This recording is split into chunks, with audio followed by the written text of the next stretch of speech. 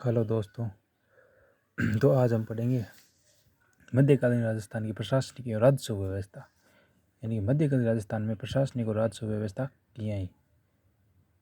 हमारी प्रशासनिक व्यवस्था को सामंती व्यवस्था भी कहा जाता है। ठीक है, यानी कि प्रशासनिक व्यवस्था ये सामंताओं शासन होता है। सामंती व्यवस्था क्या हुआ, इस व्यवस्था में एक भाई राजा बनता था तथा वह अपने बाकी भाइयों को भूमि आवंटित करता था, जिसे जागीर या ठिकाना कहा जाता था।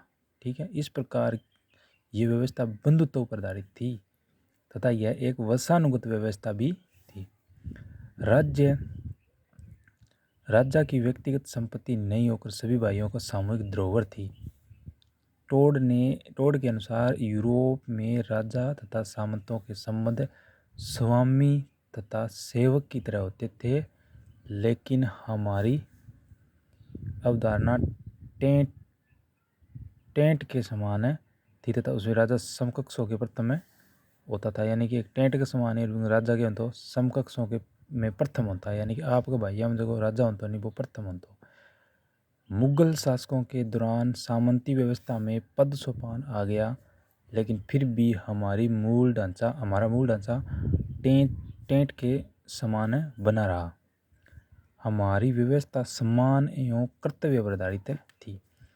सामंतों द्वारा राजा को दिए जाने वाला कर है, देखो, रेख, उत्तराधिकारी, नजराना, न्योतकर, गनीम, ब्राड़, चाकरी। अब रेख, सामंतों द्वारा राजा को भू राजस्व जमा करवाया जाता था।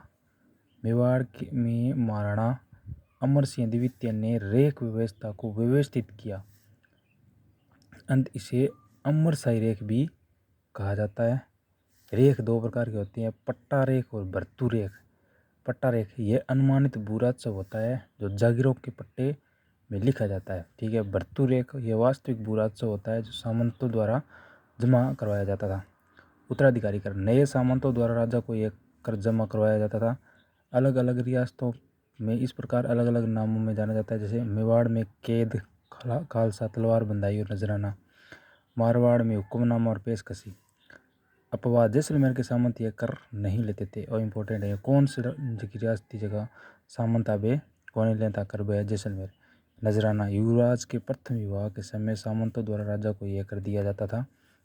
न्योतकर, राजकुमारियों के विवाह के समय सामंत राजाओं द्वारा यह कर जमा करवाया जाता था। गनीम, ब्राड़, युद्ध के समय सामंतों द्वारा राज्य को यह कर दिया जाता था।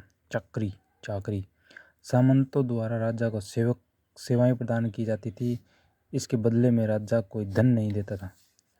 अपवाद, जैसलमेर रियासत में सामंतों को चाकरी करके बदले धन दिया जाता था।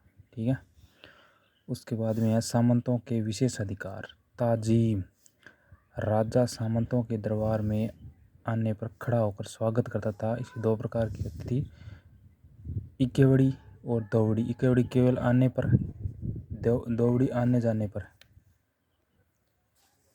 बिंग बाद में है बाहें पसाव, जब सामंत दरबार में आता था तो राजा उसके कंधों थपथपाया करता था। बिंग बाद में हाथ कुर्व, राजा सामंतों के कंधे थपथपाता था तथा उसे हाथ को अपने हृदय में लगा देता था। जागीरों के प्रकार, सामंत जागीर, हुकूमत जागीर और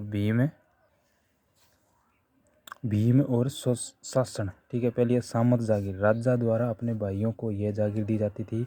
यह जागीर वंशानुगत होती थी। उसके बाद में हुकूमत जागीर, यह जागीर प्रशासनिक अधिकारियों को प्रदान की जाती थी।